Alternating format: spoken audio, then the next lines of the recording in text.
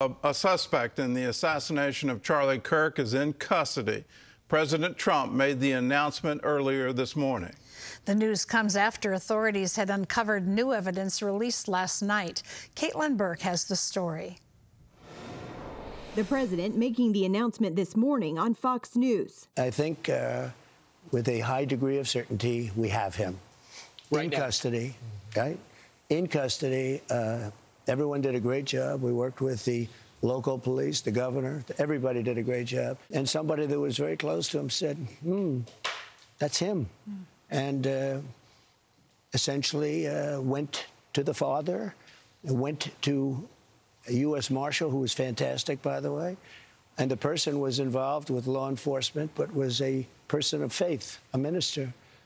And brought him to a U.S. Marshal, who was fantastic. And the father convinced the son, this is it. And again, I'm always subject to be corrected, but I'm just giving you based on what I'm hearing. The president's statement coming after authorities were able to track the suspected shooter's movements on campus, saying he fired from a rooftop overlooking the courtyard as Kirk spoke. They've released this video showing what they believe is his escape. Here you see the suspect after dropping off the building. He moved around across this grassy area, around the parking lot. On Thursday, Vice President J.D. Vance was seen escorting Charlie Kirk's body onto Air Force Two after visiting with his widow. President Trump says he's worried about the state of the country, but called on supporters to respond to the assassination the way Kirk would have. He was an advocate of nonviolence. That's the way I'd like to see people respond. Counterterrorism expert John Cohen with the Center for Internet Security says unless America returns to a sense of civility,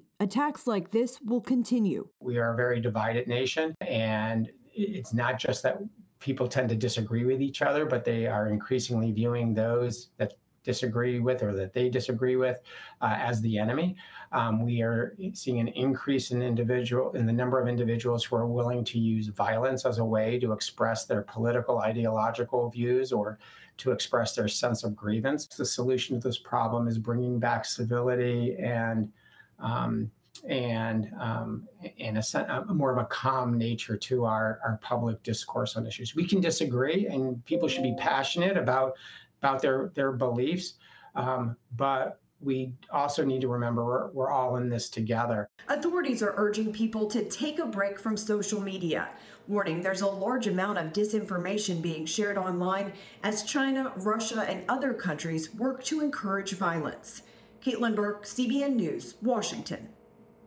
Well, my hope and my prayer is that the memory of Charlie Kirk will encourage others to take up the standard, to say, let's be bold with our faith, let's proclaim it in the public square, let's be willing to debate what we believe and why we believe it.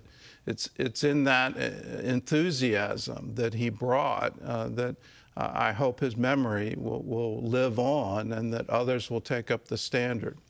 It's in the Proverbs, and it's a Jewish blessing.